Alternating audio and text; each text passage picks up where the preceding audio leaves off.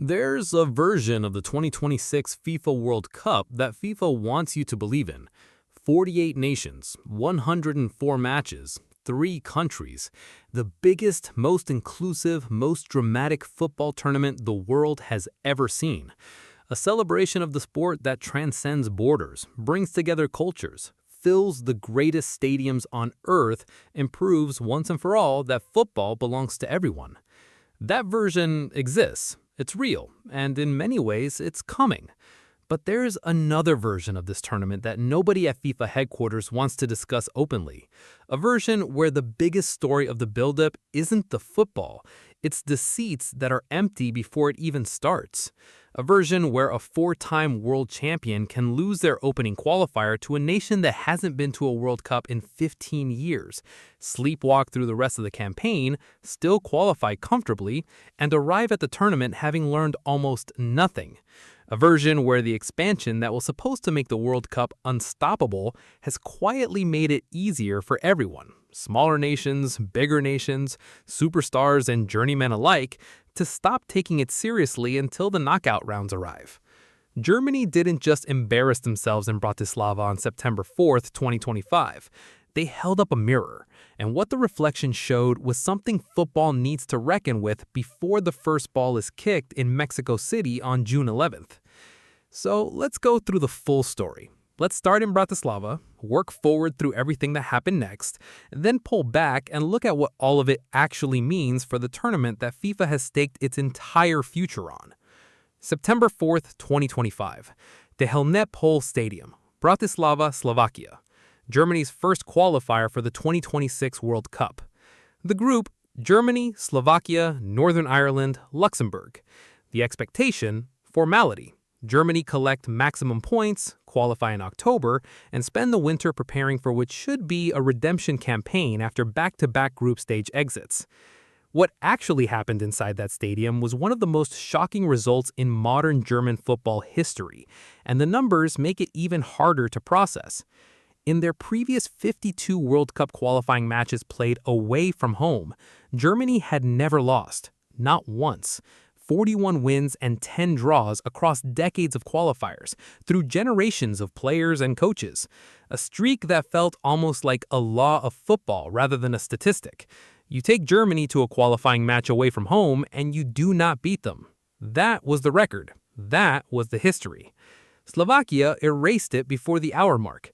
David Henko broke the deadlock on the stroke of halftime, a well-placed strike from inside the area that Oliver Baumann couldn't get to. Germany showed signs of life after the restart. Leon Goretzka forced a save. And then, with the next meaningful attack, Slovakia made it too. David Strelec, a striker from Middlesbrough, a player most football fans outside Slovakia would struggle to name, cut inside Antonio Rudiger and curled the ball into the top corner with the kind of finish that forwards spend their whole careers trying to produce. 2-0. And Germany's response? Almost nothing. They had 14 shots worth 1.7 expected goals. They couldn't find the way through. The match ended exactly as the scoreline suggested. Comfortably for Slovakia, catastrophically for the 4-time world champions. Julian Nagelsmann didn't look for excuses in Bratislava. He didn't mention the weather or the pitch or the schedule. He went directly to the wound. Being simply a better player than the opponent is not enough if you don't show willingness and desire, he said. He compared his squad unfavorably to lower division sides who had nearly upset Bayern Munich in domestic cup football, and said explicitly that those teams succeeded not because of superior quality, but because of emotion. He suggested he might need to call up players with less technical ability but more heart. He called it a deserved loss and a very bad performance, and said they had to do much better immediately. A national team coach, in public, saying he might sacrifice talent for desire. That is not a tactical adjustment after a difficult result. That is a statement about the soul of a team, and it deserved to be taken seriously. But here's where the story takes a turn that makes everything more complicated and more revealing about the state of this World Cup. Germany recovered, comprehensively. They beat Northern Ireland 3-1 in their next qualifier, then Luxembourg 4-0, then Northern Ireland again 1-0 in an away game, then Slovakia away 2-0. Then Luxembourg 3-0. And in the final qualifier, on the last match day, Germany invited Slovakia to Leipzig and put 6 past them. 6-0. The same Slovakia that had beaten them 2-0 in Bratislava 6 weeks earlier. The same Slovakia whose goalkeeper had looked almost invincible on that September evening. Germany finished top of Group A with 15 points from 18. They conceded 3 goals across 6 matches. They qualified automatically without needing the playoffs. By the time November arrived, the Slovakia result looked like a footnote, an aberration, a blip, something that happened and then was corrected and moved on from. Except it wasn't a footnote, because the question that the Slovakia defeat raised didn't disappear when Germany started winning again. It just got buried under the results. And the question was this: if a team of Germany's quality can treat a World Cup qualifying opener as a formality, turn up without desire, without intensity, without the emotional investment the occasion demanded, and then recover and qualify comfortably without any serious consequence, what does that tell us about the tournament those qualifiers are supposed to be building toward? Think about what qualifying used to mean. In the old 32-team format, European qualifying was genuinely brutal. 10 groups, 1 automatic qualification spot per group, the second-place team fighting through playoffs. A single bad night could end everything. A loss in the opening game of the campaign could leave a nation chasing points all the way to the final match day. Teams couldn't afford to sleepwalk. The pressure was constant and unforgiving. England 2018, Italy 2018, Italy 2022. These were nations who paid the full price for not taking the process seriously enough. They watched the World Cup from home. Now look at the 2026 qualifying format for Europe. 16 spots, 12 group winners qualify automatically, 4 playoff berths go to runners-up, and Nations League ranking gives additional lifelines to teams that even finish third in their groups. The safety net has never been wider, and Germany's entire qualifying campaign is the perfect illustration of what that wider safety net produces. They lost the opening game, they recovered, they qualified with room to spare. The system absorbed the failure and moved on. When the stakes are softened, even champions can afford to drift. And Germany didn't just drift in Bratislava, they were practically asleep. Now apply that dynamic to the tournament itself, because this is where the story goes from being about Germany specifically to being about football more broadly. The 2026 World Cup features 48 teams in 12 groups of 4. The top 2 from each group advance automatically. The 8 best third-place teams also advance. That means that out of 48 nations, 32 survive the group stage. You have to genuinely try to get eliminated. You have to be really significantly worse than 2 of the 3 teams in your group and finish as one of the 4 worst third-place finishers across all 12 groups just to go home early. Critics warned about this from the moment the expansion was announced. The European Club Association raised the flag immediately. National federations across the continent pushed back. The argument wasn't just about sporting quality, it was about pressure, about the existential stakes that made group stage football at a World Cup so dramatic. The final matchday tension, the moment when 2 matches kick off simultaneously and everything can change in a single goal. The way teams who needed a result threw everything forward and opened up games and produced moments of chaos and brilliance and heartbreak that defined the tournament's early weeks. The fear was that by making it easier to advance, you removed the thing that made the group stage special. And not just for the weaker teams, for the bigger ones too. Because a Germany that knows they have 3 qualifying spots available across 12 groups isn't facing the same pressure as a Germany that knows only the top team goes through and everything else leads to playoffs or elimination. The psychological weight shifts, the urgency drops, and what happened in Bratislava is what happens when urgency drops. There's a structural element to this that goes beyond mentality.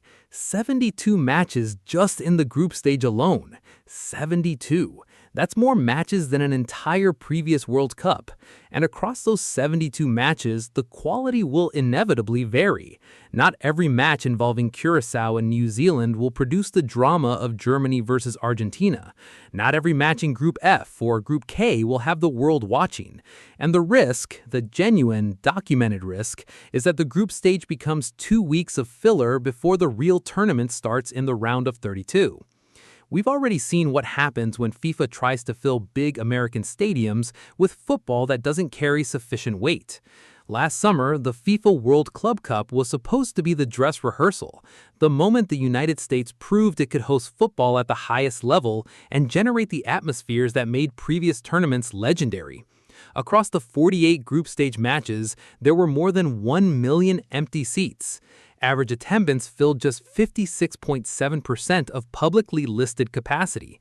MetLife Stadium in New Jersey, the venue that will host the 2026 World Cup final, was at 44.9% capacity across 5 group stage matches, almost half empty, for a tournament featuring Real Madrid, Manchester City, and Paris Saint-Germain. CBS Sports described that tournament plainly. A pre-match performance by Robbie Williams of FIFA's new official anthem was, in their words, appropriately bland. A halftime show was described as dystopian, and the cavernous NFL venues were not even half full at times during the group stage. One journalist from the London Telegraph called it an inflated 32-team Infantino vanity project that was imposed upon America. Strong words, but words that reflected what many people watching, and more importantly not watching, were feeling. Now multiply those group stage attendance concerns across 104 matches in the actual World Cup. Multiply them across 11 American host cities that are already seeing hotel bookings come in below projections, hotel rates being slashed rather than surging, and international tourists making the calculation that somewhere else, Canada, Mexico, or simply home, is easier and cheaper and less politically fraught. Germany's qualifying campaign connects directly to this bigger picture in a way that hasn't been fully articulated yet. Because what Germany demonstrated wasn't just that they can have a bad night. What they demonstrated is that the expanded format created a climate where bad nights for major nations no longer carry the immediate, terrifying consequences they once did. Where you can afford to sleepwalk through a game that should matter and still come out fine on the other side. Where the system protects you from the consequences of your own complacency. And if that's happening in qualifying, with the tournament still months away and the stakes theoretically high, what happens inside the tournament itself, when the group stage safety net is even wider? When a nation of Germany's quality knows that finishing third in their group still gives them a reasonable chance of advancing. When the urgency that used to make every group stage match feel like life or death is replaced by something softer and more manageable. The answer, historically, is that teams don't play as well. They save energy for later. They manage risk. They don't take the chances that create the moments people remember. And the group stage of the World Cup, which is supposed to be a festival of football, a celebration, 2 weeks of non-stop drama, risks becoming something quieter and less essential than the tournament it leads into. There's a counter-argument, and it's worth taking seriously. The expanded format does something genuinely powerful for the smaller nations who qualified. For Curacao, a Caribbean island of 156,000 people making their World Cup debut. For Haiti, back at a World Cup for the first time since 1974. For nations across Africa and Asia who now have 9 and 8 spots respectively, compared to far fewer in the old format. These nations' qualification stories are real. Their players' journeys are meaningful. And the moment a nation like Curacao walks out for their first ever World Cup match, however sparse the crowd might be in Houston, however one-sided the scoreline might eventually be, that moment matters. It matters to the players, it matters to the country, and it matters to the global football family. FIFA's argument for expansion was always rooted in 2 things: inclusion and revenue.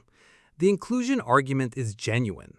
The revenue argument is undeniable. The move from 64 to 104 matches generates approximately $1 billion in additional revenue compared to the 32-team model, a figure cited in FIFA's own financial feasibility study at the time of the vote. The 2023 to 2026 revenue cycle is now projected at $13 billion, up from $7.5 billion in the previous cycle. That's a 73% increase. Those numbers fund football development globally, including in the very nations that benefited from the expanded format to qualify in the first place. But the question that Germany's qualifying campaign forces into the open is whether the structure of the tournament itself, not just who qualifies for it, has been shaped too much by the revenue imperative and not enough by the sporting one. Whether the safety net that makes more nations viable participants also makes the competition less sharp, less urgent, less terrifying in the way that the World Cup at its best has always been. The answer isn't clean. It never is with questions like this.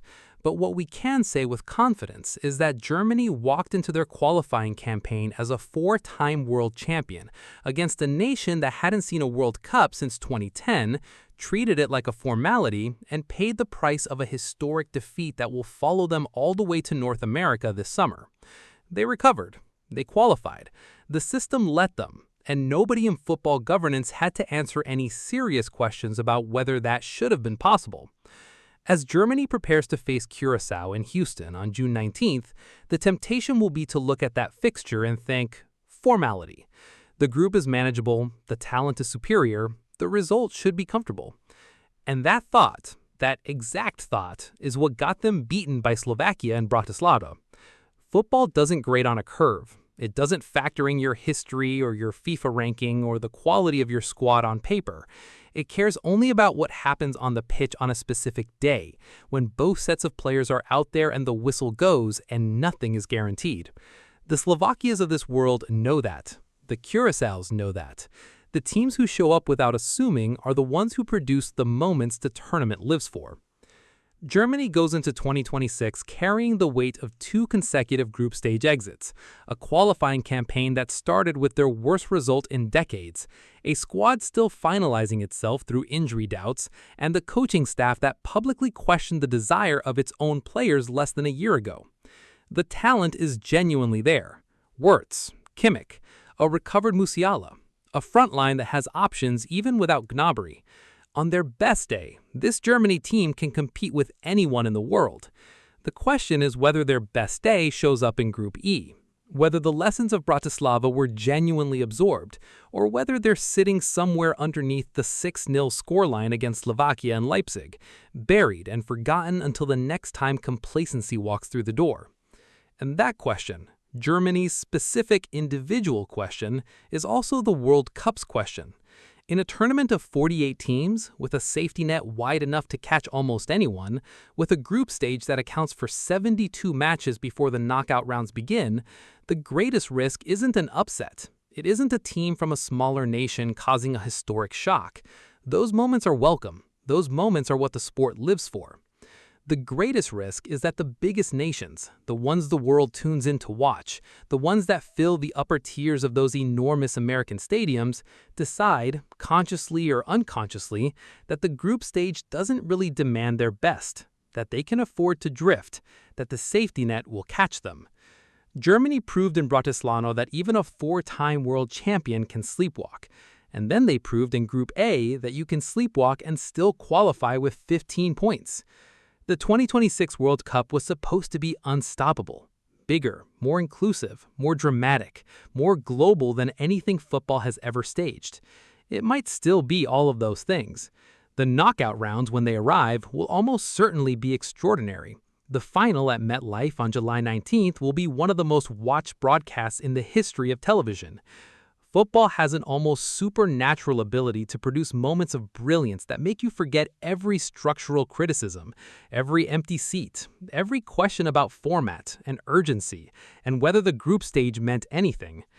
But the lesson of Germany's qualifying campaign, and the lesson that FIFA's expanded format has yet to fully answer, is that bigger doesn't automatically mean more urgent.